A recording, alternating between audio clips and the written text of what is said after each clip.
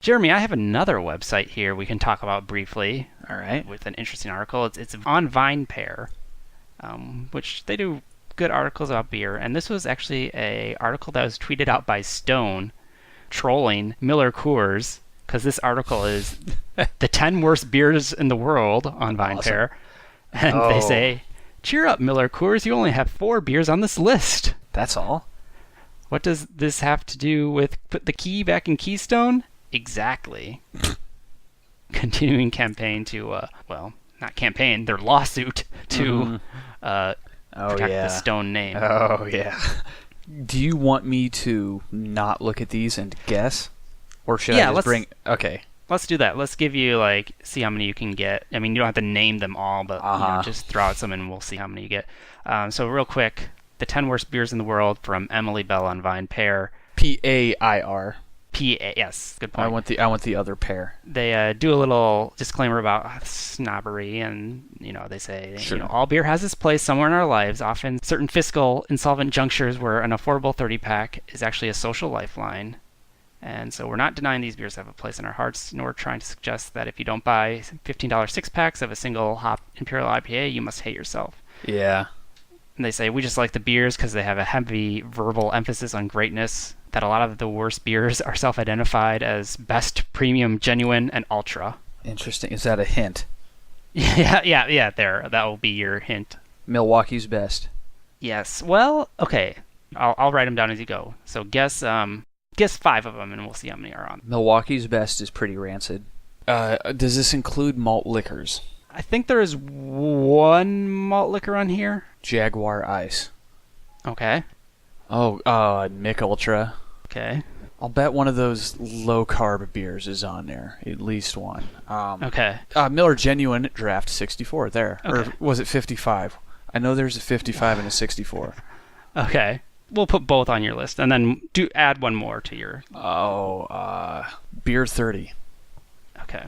All right. Here is the list. And I don't think this is in any particular order. I think they just threw them on there, although the last one is a doozy. First is Natty Light. Oh. It's so gross. Yeah. Followed by Natty Ice. Oh, God. That stuff's pretty rancid. Which apparently, according to them, has its own Urban Dictionary page, and one of the descriptions is, what a skunk would taste like if it were liquid. Oh, that's pretty tame for Urban Dictionary. I mean, yeah. That's one of them. That's a good reason. Okay, right, yes. Way to catch yourself, VinePair. Now, have you ever heard of this? Sleeman Clear? I don't think I have. It feels like it's ringing a bell of some sort, but I don't know what in the world that bell would be. Is it like a British or something? It's apparently a low-carb beer. Uh-huh. And the marketing calls it clean, refreshing, and they call it insipid and depressing. I mean, it can be both. Sleeman Breweries is a Japanese-owned brewery founded by John W. Sleeman in 1988 in Guelph, Ontario, Canada. Good God. Sapporo bought him out in 2006.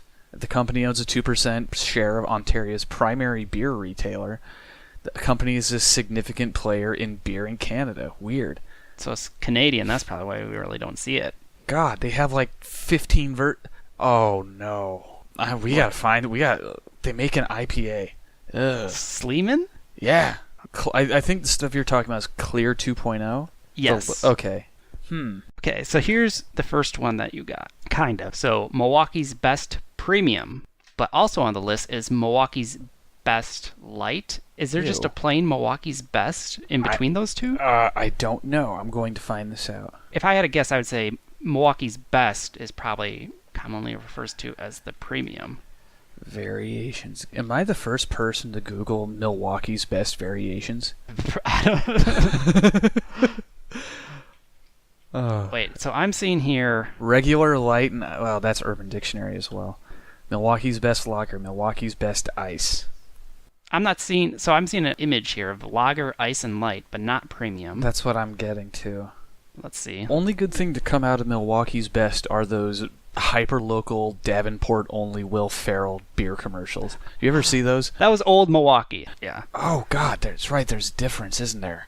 I think so. Oh, God, you're right. But that was That was great. Yeah, those Will Ferrell Old commercials. Milwaukee is disgusting. That's what I was thinking of. The red and white can. Yes. Yes. Yes. I'm doing some googling. Oh, yep. I was thinking of Old Milwaukee, He asked for a very low rate for doing the commercials, but they could only air in local markets. which is fantastic. And one of them's like him like coming out of the. It must have been the Mississippi, right? Yeah, it's the Mississippi, and he's wearing like waders on. Yeah. Oh, it looked so yucky. It's disgusting. Wikipedia says lager and ice. So what is this premium? I don't know. All right, yeah. Anyway, continue. Okay, so we got the Milwaukee's Best Premium and Light. Michelob Ultra. Aha! So you got that. It's really not that bad. I just said it because of the ultra. It's just low carb beer is pointless. Yeah. Camo Genuine Ale, which is apparently a malt liquor from Vegas. Oh God. Oh With, no. 8.6 ABV. That'll do it. Then Budweiser Select 55. Hell yeah, that's two. Are we counting that? We'll count that. All right. You said both 64 and 55. Another one, Miller Genuine Draft Light 64. Yeah, buddy. So yes, you got the 55 and the 64s. Those things legit taste like garbage. So I have a friend who shall remain nameless, Okay. who in an attempt to, take it easy on the carbs and so on, will come over. Okay, not so much anymore. Now it's more the hard seltzer, which is gross, but that's another story. Used to come over to the place and hang out and have like a 6-pack of MGD 64s, right? That's what it was? Okay. Yeah. The stuff is at like 3.1% alcohol. Right. Well, because alcohol is caloric, so you got I'm sure. Yeah. But which is like, all right, that's fine. But if you want to get a little hammy, just do a shot of vodka or something. Like, what's the point of having a 6-pack of that garbage? Right. Yeah. Or at least having a 6-pack in like an evening. Or vodka and club soda. Or something like that. Yeah. I love a vodka club soda. Yeah. Mostly with North 40 vodka from the family distillery. But that's right. Yet another different story. Get a plug in there. Yeah. It's good vodka. Check it out. And the last on the list, I would have to say this is probably the worst. And I'm surprised you didn't say it, but at the same time, is it a beer? Is it not? Bud Light Colada. Oh no. We're gonna have which has come up on the show before. Multiple times. It's truly revolting. Yeah, it's just like, oh no, I trust Budweiser to maintain safety standards with clam and tomato juice. Right? Right. Because when I think Budweiser, I think clam juice. Even if they get it from a reputable clam juice vendor, it's still just oh my god. That's clam juice.